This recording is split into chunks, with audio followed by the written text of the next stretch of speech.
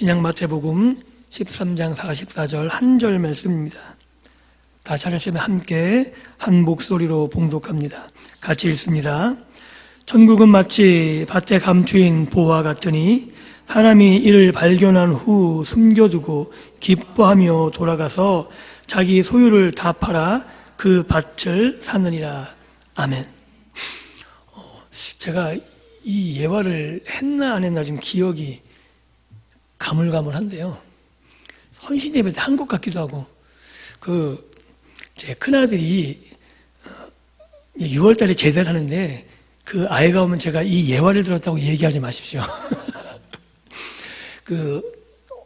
4살 때인가요? 5살 때인가요? 코엑스 수족관에 예화 들었었죠? 안 했나요? 그럼 자신있게 예화를. 수족관에 가서 물고기들이 많은 수족관에 아이가 앞에 딱 서 있었어요. 근데 그 꼬마애가 뒷짐을 딱 주고 한마디를 딱 외쳤습니다. 뭐라 그랬을 것 같아요? 수족관에서 물고기를 보면서. 와, 맛있겠다.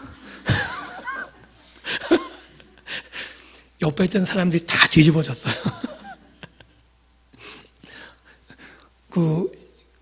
왜 그 말을 했냐면, 꼬마 때부터 뷔페에 가서 맛있게 먹었던 게 고기류예요. 물고기류예요. 새우들. 그러니까 수족관에서 물고기들이 왔다 갔다 하고 그러니까 다 먹을 거로만 보이는 거예요. 얼마나 뿌듯했겠어요? 제가 왜 이야기를 드리냐면, 자기가 관심 있는 곳에 자기 마음이 있게 되어지고 그것이 값어치가 크면 클수록 거기에 올인하게 되는 거죠. 혹시 58이라는 보석을 아십니까?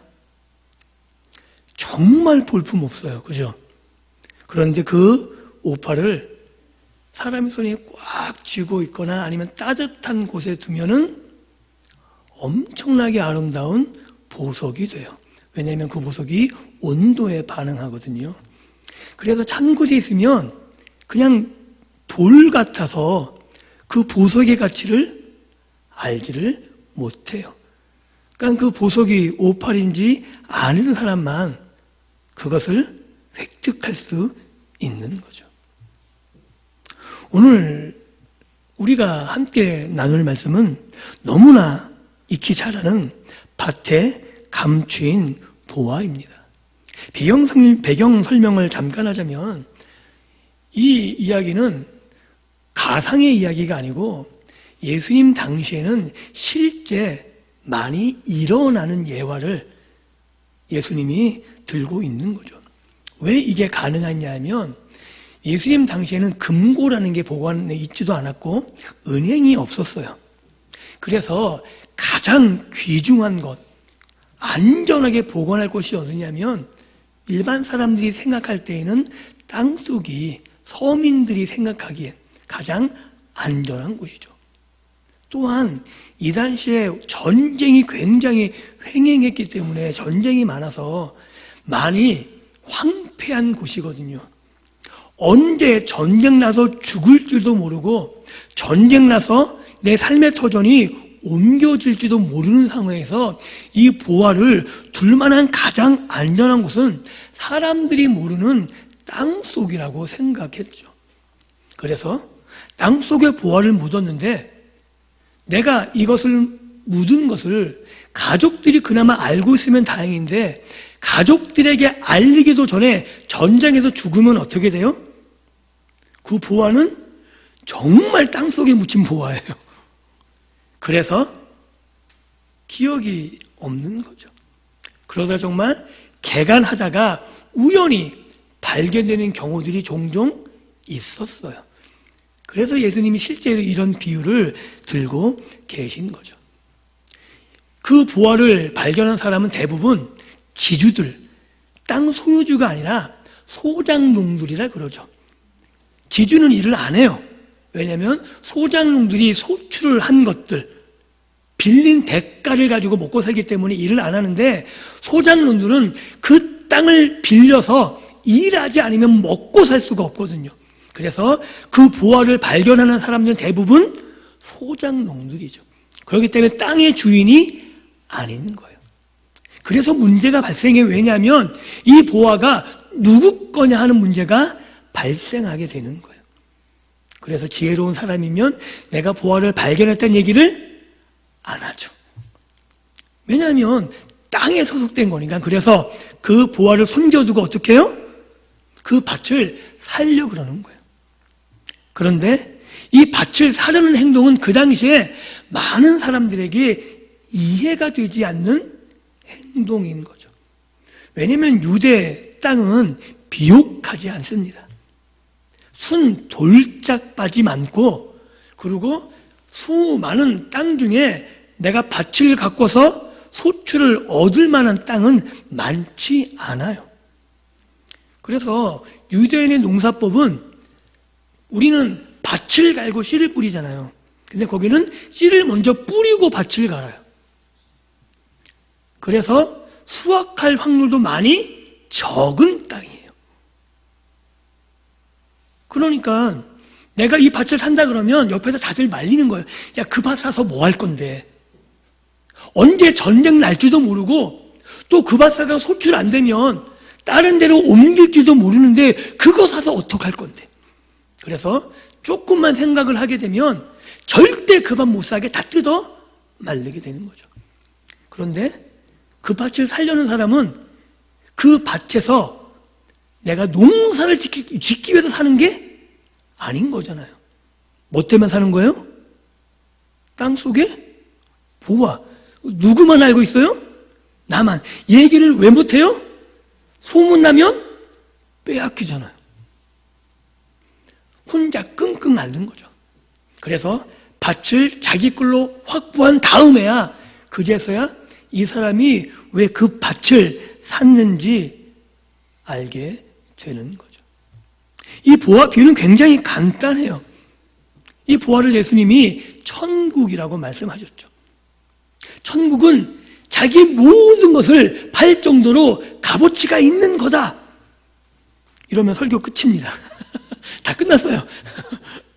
근데 제가 여기서 생각해 보고자 하는 건, 이 밭에 감춘 보화를 발견하지 못한 사람이 훨씬 더 많다는 거죠. 근데 이 보화를 발견하지 못하면 그 사람은 어떻게 생활해야 돼요?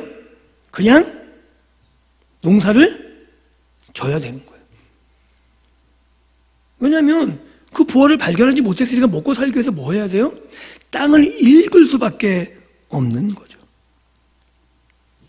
우리 신앙생활로 이 비유를 가지고 들어오면 뭐냐면, 우리가 교회에 들어와서, 교회에 나오면서 신앙생활을 해요. 예배를 드리고 헌금 생활하고 말씀을 읽고, 그런데 정작 중요한 예수님으로부터 우리에게 허락된 천국을 발견하지 못하면 교회 안에서 신앙생활 하면서 밥벌이 하는 거예요. 그거하고 차이가 전혀 없는 삶을 살아가게 되는 거죠. 이스라엘이 그랬으니까요. 사사기 21장 25절에 보면, 한번 같이 읽어보겠습니다. 시작. 그때 이스라엘의 왕이 없으므로 사람이 각기 자기 소견에 옳은 대로 행하였더라. 이게 무슨 말이냐면, 정말 그 당시에는 왕이 없었어요. 사사 시대에는 왕이라는 존재가 없었어요. 그런데 왕만 없는 게 아니라 하나님을 왕으로 인정하지 않았다는 이야기를 하고 싶은 거예요. 사사기 기자는.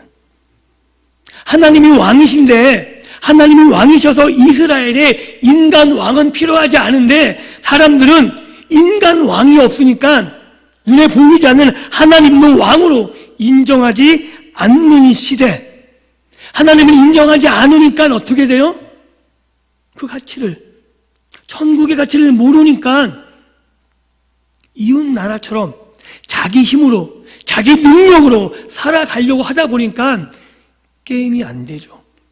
철기를 갖고 있는 블레셋들, 그 강대한 나라들에게 짓밟히고 포로가 되고 자기가 농사한 모든 것들을 빼앗기는 그 악순환 고리에 들어가서 생활하게 되는 거죠. 우리가 신앙생활을 한다는 것은 종교 생활을 하는 것이 아닙니다. 우리가 교회 나와서 폼 잡고 우리가 우리의 어떤 문화 생활을 즐기는 것이 아니죠. 우리가 교회에서 신앙생활을 한다는 것은 하나님을 섬긴다는 것이고, 하나님께서 보내신 예수 그리스도로 말미암아 우리들에게 찾아온 천국을 누리고 소유하는 것을 우리들이 말하는 신앙생활이라고 말할 수 있는 거죠. 그런데 우리가 천국을 소유하지 못하게 되면 사사기에서 기록한 것처럼 내 소견에 옳은 대로 행할 수밖에 없는 겁니다. 내 소견에 옳은 대로 행한다는 것은 내가 왕인 거죠. 내가 왕이기 때문에 각기 자기의 소견에 옳은 대로 행했다라는 말을 하게 되는 거예요. 그러면 우리가 지금 이렇게 예배하면서, 우리가 신앙생활 하면서 하나님을 만나지 못하고 예수 그리스도를 만나지 못하고 천국을 누리지 못하면 이곳에서 세상 걱정을 하게 되는 것이고, 이곳에서 세상의 부귀와 영화를 추구하게 되는 거죠. 즉 신앙생활의 목적이 하나님을 만나고 예수님을 만나고 하나님 우리에게 허락하신 천국을 누리며 천국의 맛을 내는 것이 아니라 세상적인 성공과 목적을 위해서 기도하게 되고, 이것이 내 유일한 소망이 되는 거예요. 하나님을 믿는 이유가 내가 잘 되기 위한 것, 나의 자녀들이 잘 되기 위한 것, 이게 부수적인 거거든요. 하나님 우리에게 허락된 부수적인 거예요. 그런데 이것이 목적이 되어버리는 거죠. 제가 예화를 가장 많이 드는 게 계속해서 귀에 박히도록 자주 들으실 거예요. 부모님이 선물을 갖고 오면 아이들은 선물만 보여요. 그죠? 그래서 선물을 딱 낚아채면 엄마 아빠가 전혀 안 보여요.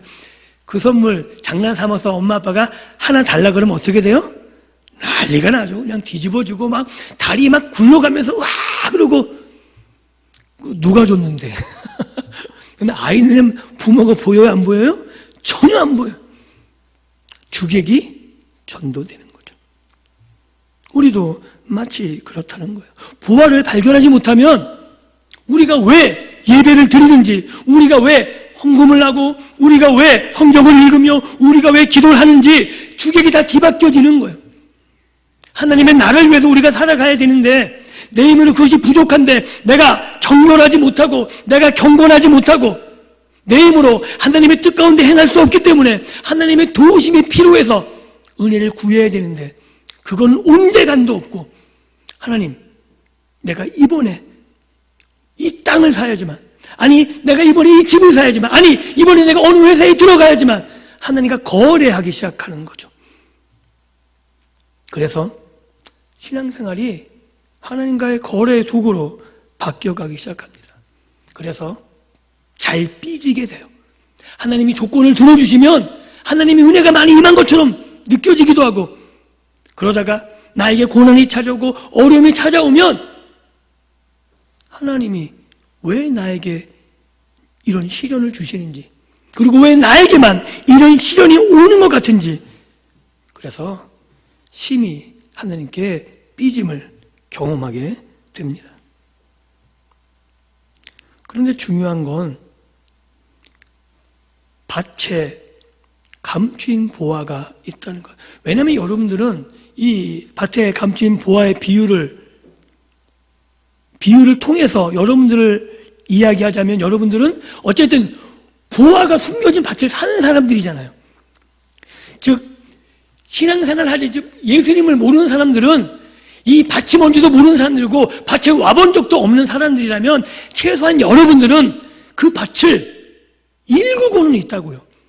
발견할 가망성은 있는 거잖아요. 그런데 아직까지 그 보화에 접근도 하지 못하고 계속 꿈꾸는 거죠. 내가 내년에는 좀 더 소출을 늘리리라. 내가 내년도에는 이 밭을 조금 더 어떻게 바꿔보리라. 그런데 중요한 건 그 밭에서 내가 얼마나 많은 것을 누리느냐가 중요한 게 아니고 그 밭에 숨겨져 있는, 감춰져 있는 보화를 발견할 수 있느냐가 신앙생활의 가장 중요한 핵심이라고 말씀드릴 수 있는 겁니다. 또 한 가지 중요한 건 이제 보화를 발견했다고 쳐요. 뭐가 꽝꽝 했는데 뭐가 함 같은 게 딱 나왔어요. 근데 함을 딱 열어보니까 돌 무더기 같은 게 나왔다 보세요. 그러면 더 열받죠. 와, 보화다. 야, 이게 보석함이다. 그리고 딱 열었으면은 금전이 나오든 뭐 은하가 나오든 뭐가 나와야지 뭐 행복할 텐데 딱 열었는데 막 돌덩이가 나와서 생각해 보세요. 그럼 더 열받는 거지. 그런데 아까 얘기한 오팔 같은 거라면 정말 일반 사람은 모르는 거잖아요. 그러면 어떻게 돼요? 더 불만과 불평이 많은 거죠. 그리고 심지어 그런 돌적이가 많다고 생각해 보세요. 그게 보화로 안 보이면 훨씬 더 귀찮아지는 거예요. 안 그러세요? 왜? 그거 다 일일이 캐내야 되거든요. 그게 보화라면 얼씨구나 좋아서 막 신나서 정말 기분 좋아서 막 죽느라고 막 땀을 뻘뻘 흘리겠지만 그게 보화로 느껴지지 않으면 그건 전부 다 장애물이에요. 내가 그 밭을 일구는데 내가 땅에 소출을 얻는데 장애물이지 나에게 도움은 전혀 되지 않는 거거든요. 어떻게 보면 신앙생활 가운데 이런 부류의 사람들이 가장 많을 수 있는 거죠. 교회에 나와서 예수님을 만나기를 한 것 같은데 내가 천국을 맛을 본 것 같은데 이게 정말 맞나?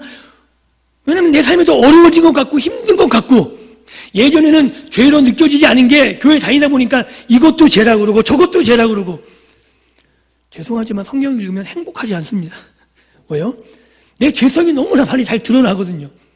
예전엔 당당하게 갔던 그곳이 이제는 좀 찔려요. 점점 내 생활의 터전이 세상적으로 좁아지게 돼요. 왜냐하면 하지 말라는 게 성경에 좀 많습니까? 그리고 내가 별로 하고 싶지 않은 것들을 왜 그렇게 많이 하라 그러는지 안 그러세요? 예전에는 거린들이 그냥 지나가도 그냥 무시하고 지나칠 수 있는데 이제는 지나가면은 찝찝하잖아요. 괜히 도와야 될 것 같아 안 도울 것 같고. 한 가지 예를 들면 제가 그것 때문에 무지 고민한 적이 있었어요. 결혼하기 전 얘기예요. 30년 훨씬 더 전 얘기죠. 정말 충격받은 적이 있어요. 그 육교에서 거린을 도와줬어요. 그리고 이제 화장실이 급해서 화장실에 갔거든요. 근데 그 거린이 따라 들어오더니 내가 있는 집으로 옷을 갈아입고 그 당시에 벤츠 타고 갔어요. 그 모습을 본 저는 어떻겠어요? 그다음부터는 이게 쉽게 돈을 주기가 나보다 잘 사는 사람 같은데 한동안 이게 안 됐어요. 그리고 요새도 그런 거 가끔 눈에 띄는데 지하철에서 이러고 가다가 아무도 없는 곳에 접고 가잖아요.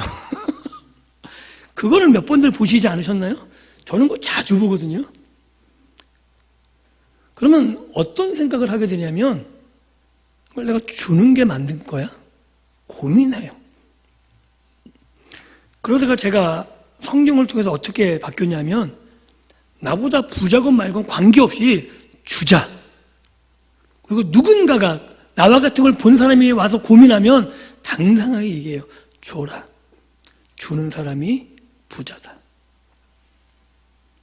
그 사람은 아무리 벤츠를 타고 다니고 아무리 똥덩어리 살지라도 받기만 하는 거지이고 네가 비록 지금 어려워도 네가 주는 게 부자가 맞는 것 같다. 그래서 저는 지금도 보게 되면은 그냥 무작정 주긴 어려우니까 X를 정해서 그냥 줘요. 그리고 그렇게 청년들에게 권합니다. 왜 제가 이런 얘기를 하냐면 부활의 가치를 모르게 되면 내가 너무 억울해 보이거든요.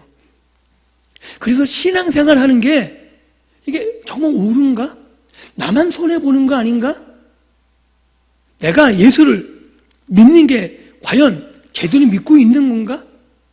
세상적으로 예수 믿지 않은 친구들이 더 잘 나가는 것 같고 더 많은 것을 누리는 것 같고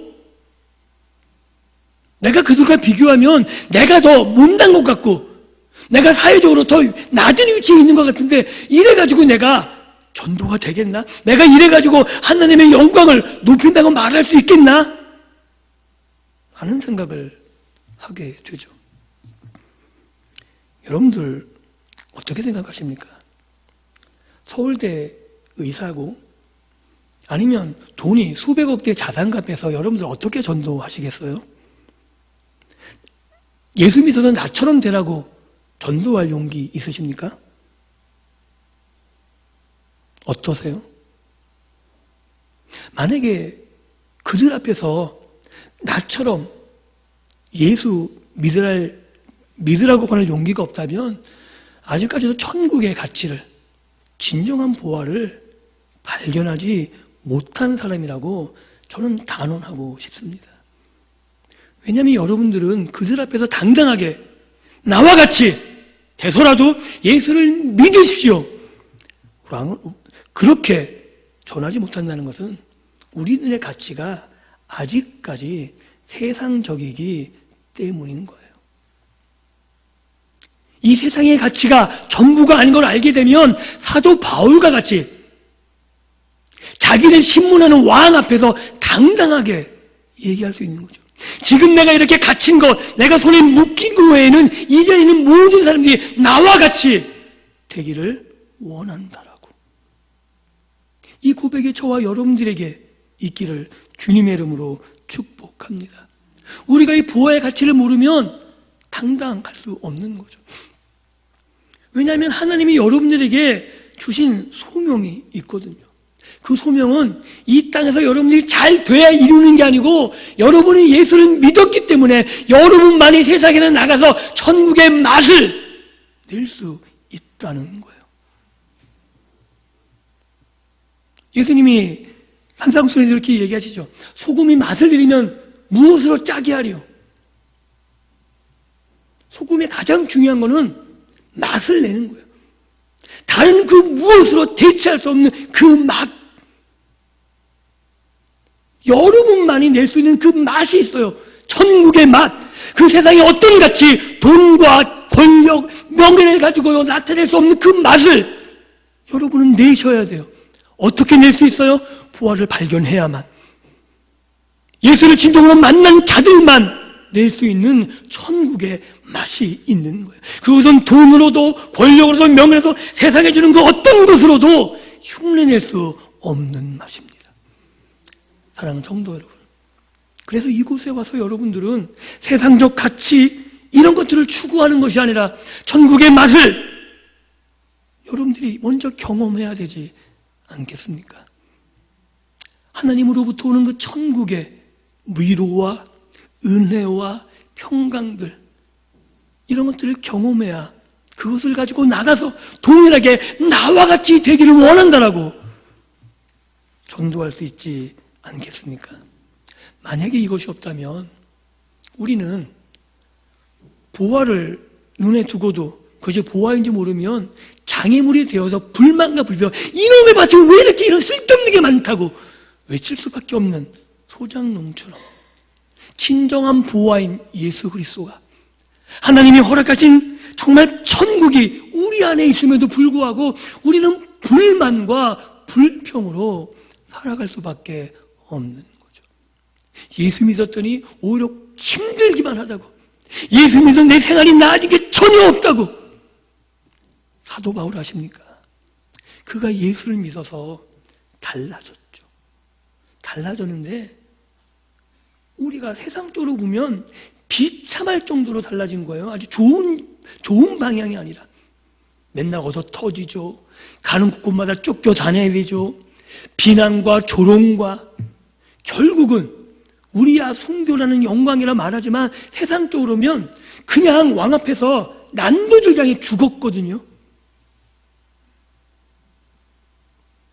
그런데도 사도 바울은 그것이 영광이었다고 고백하면서 그 길에 나와 같이 동참해 가는 것이 정말 영광이라고 당당하게 권하고 있다는 사실을 알고 계십니까? 이것은 천국을 맛본 자들만이 누릴 수 있는 기쁨이고 고백이고 행복이라고 말할 수 있는 겁니다. 그래서 이제 우리는 천국의 보화를, 그 밭의 보화를 발견한 사람에 대해서 한번 생각해 보기를 원합니다. 이게 왜 중요하냐면 예수를 믿는다는 것이 어떤 의미인지가 이 보화를 발견한 사람을 통해서 드러나기 때문에 그렇습니다. 누가복음 18장 22절 23절에 부자 청년 이야기가 나와요. 그래서 부자 청년이 예수님을 낳아서 예수님, 영생을 어떻게 얻습니까? 예수님이 계명을 지켰니? 예, 다 지켰습니다. 그랬더니 뭐라 그래요? 예수님이 정말 그 청년을 사랑하셔서 그래요. 네가 한 가지 부족한 게 있다. 네 재물을 다 팔아서 가난한 사람에게 나눠주고 너는 나를 따라라. 이게 무슨 말이냐면 너 천국의 제자로 내가 너를 초청할게. 정말 영생으로 그 청년을 초대하고 계시거든요. 근데 보화의 가치를 모르고 세상의 돈의 가치를 안 사람은 어떻게 돼요? 근심하여 떠나가게 되는 거죠. 이 밭의 소자기는 그 보화를 자기 것으로 만들기 위해서 모든 것을 팔고 모든 것을 다 내놓아서 그 보화를 샀다고 말했습니다. 즉, 이 천국을 발견하게 되면 가치관이 바뀐다는 거예요. 이제까지 내가 추구했던 것, 그 모든 것들이 예수님 만나면, 천국을 경험하면 바뀌게 되는 거죠. 여러분들, 이 세상은 나그네라고 많이 얘기하시잖아요. 한번 여쭤볼게요. 나그네로 가려면, 나그네로 지내려면 짐이 적은 게 좋습니까? 많은 게 좋습니까? 근데 왜 짐을 주렁주렁 싸들고 다니세요? 짐을 계속 늘리잖아요. 그러면서 입으로는 고백해요. 나그네입니다. 얼마나 이율배반적인지 아시겠습니까? 이 세상은 우리가 늘 고백하는 것처럼 경점 같다 그러잖아요.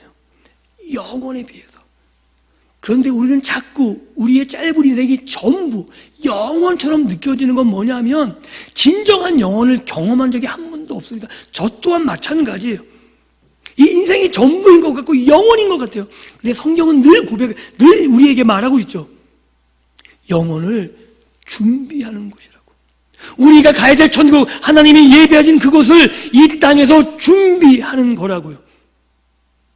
그래서 이 땅을 정착지가 아니라 우리가 가야 될 곳이 있기 때문에 이곳에서 하나님이 기뻐하시는 일들을 해가면서 우리가 소망하는 그곳을 바라보며 나그네로 가는 것입니다. 그런데 자꾸 우리들은 이 땅이 눈에 보이는 거예요. 그래서 이 땅을 소망하게 되고 이 땅을 정착하고 싶고, 분명히 기억하십시오. 이 땅은 우리의 영원한 초소가 아닙니다. 예수를 믿든 믿지 않든 이 땅은 초소로서의 그런 굳건함, 안정성이 없는 곳이라고 성경은 분명하게 말하고 있기 때문입니다. 그리고 우리가 천국을, 정말 예수를 만나게 되어지면 우리의 가치관이 바뀌는 것과 더불어 우리의 생각하는 것, 우리의 행동하는 것, 우리의 결정이 바뀌게 되는 거죠. 이게 정말 중요한 차이를 만들어냅니다. 여러분들이 정말 예수를 만났는지, 정말 내가 천국을 소망하는지 어떻게 보면 알 수 있냐면 여러분들이 결정하는 것을 보면 알아요. 여러분들이 결정하는 것이 하나님이 기뻐하는 것이고 그것이 천국을 향한 그 방향으로 결정을 하고 있다면 여러분들은 천국을 경험한 사람이 맞는 거죠. 그런데 여러분들이 하는 모든 결정들이 세상을 향한 것이고 세상에 가치를 둔 것이라면 아직까지 여러분들은 천국을 소망하는 것이 아니라 세상을 소망하고 있는 거라고 말해도 틀리지 않을 겁니다. 그렇다면 어떻게 해야 되느냐? 답은 뻔한 거죠. 이곳에서 예수를 만나는 것 외에는 방법이 없는 겁니다. 우리가 의지와 노력을 동원해서 이 가치관과 우리의 결정을 바꿀 수가 없습니다. 그 소작인처럼 부활을 발견해야만 그 다음 일들이 일어나는 거예요. 이 예배당에서 우리가 신앙생활을 하면서 예수를 만나야만, 우리가 천국을 경험해야만 우리의 가치관이 바뀔 수 있는 겁니다. 교육을 한다고 많은 권면과 어떤 교육의 프로그램들, 교회의 프로그램, 이것들로 바뀌지 않습니다. 우리의 자녀들이 왜 안 바뀌느냐고요? 여러분이 노력한다고 바뀌는 게 아닙니다. 그들이 예수를 만나야만, 그들이 천국을 경험해야만 바뀌는 거죠. 그래서 그나마 부활을 발견할 수 있는, 그나마 예수를 만날 확률이 높은 이곳에 있기를 소원하는 것 아닌가요? 사랑하는 성도 여러분, 밭에 감추인 보화는 우리의 인생의 터닝 포인트를 말해주고 있습니다. 우리가 이 보화를 발견한 사람이라면 이제 여러분들은 다른 삶을 사셔야 되는 거예요. 세상 사람들과 전혀 다른 삶이 되는 거죠. 그 세상 사람들의 삶의 목적은 유일하게 돈일 수 있고 권력일 수 있고 아니면 자기 명예일 수 있습니다. 그런데 여러분들은 그런 것들이 수단이 되는 거예요. 돈을 버셔야 돼요. 벌지 말란 얘기가 아니에요. 버셔야 돼요. 왜 버셔야 돼요? 그 번 돈, 우리가 노력해서 힘쓰고 애써서 번 수익으로 선한 일을 해야 되는 거죠. 목적이 바뀌는 거 아십니까? 여러분들이 명예를 얻으셔야 돼요. 그 명예를 가지고 하나님의 이름을 높이셔야 되는 거예요. 여러분들이 주어진 권력으로 하나님 나라를 향해서 길들을 닦아내는 거죠. 그래서 위정자들을 위해서 기도하는 것도 필요한 거예요. 우리의 신앙생활이, 우리가 하는 일들이 평안할 수 있도록 우리의 목적과 가치가 바뀌는 겁니다. 이 일을 여러분들만이 할 수 있습니다.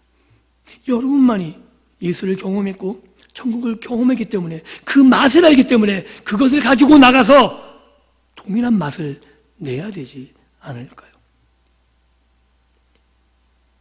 여러분들이 내는 천국의 그 맛, 그것을 통해서 그 맛을 본 사람들이 동일하게 여러분처럼 예수를 주로 고백하는 놀라운 역사가 일어납니다. 이것이 전도인 것이죠. 한 부분의 말씀만 읽고 말씀을 마치고자 합니다. 사도 바울의 고백이 있죠. 갈라디아서 2장 20절에 어떤 고백이냐면 내가 그리스도와 함께 십자가에 못 박혔느니, 한번 같이 읽어볼까요? 시작. 그런즉 이제는 내가 사는 것이 아니요 오직 내 안에 그리스도께서 사는 것이라. 이제 내가 육체 가운데 사는 것은 나를 사랑하사 나를 위하여 자기 자신을 버리신 하나님의 아들을 믿는 믿음 안에서 사는 것이다. 이 삶이 천국을 경험한, 예수를 만난 사람들의 삶인 겁니다. 내가 드러나는 것이 아니라 내가 한 결정과 내가 한 선택 때문에 예수가 드러나는 거죠. 그래서 나는 하나님의 대리자로 서 있는 겁니다. 대사관 아시죠? 대사관에 대사가 있죠. 그 대사는 공식적인 석상에서는 자기 뜻을 행하지 않습니다. 그죠? 미국 대사는 누구 뜻을 행하죠? 미국 대통령의 뜻을. 영국 대사는 영국 대통령의 뜻을. 대사는 그런 거예요. 지금 저와 여러분들은 하나님의 대사, 전권 위임 대사로 이 땅에 보내진 사람들입니다. 그 위치에서 여러분 뜻대로 사사기 시대처럼 자기 소견에 옳은 대로 행하며 사시겠습니까? 내 눈에 왕이 보이지 않는다고, 하나님이 지금 눈앞에 보이지 않는다고 내가 좋아하는 것만 선택하며 사시겠습니까? 아니면 나를 구원하신 정말 나의 주님, 그분을 내가 대리하는 자로서 그분의 뜻대로 결정하며 그분의 명예를 위해서 살아가시겠습니까? 권면드리기는 오늘 이 말씀을 통해서 우리가 신앙생활을 하면서 예수 그리스도를 만나 그 만남으로 말미암아 여러분의 인생이 하나님의 전권 대사로, 여러분이 가는 곳에 하나님의 이름이 높여지고 여러분이 가는 곳곳마다 수많은 영혼들이 하나님 앞에 무릎 꿇고 돌아오는 아름답고 복된 놀라운 역사들이 일어나는 믿음의 복된 삶을 살아가시기를 주님의 이름으로 축복합니다. 기도합니다. 하나님 감사합니다.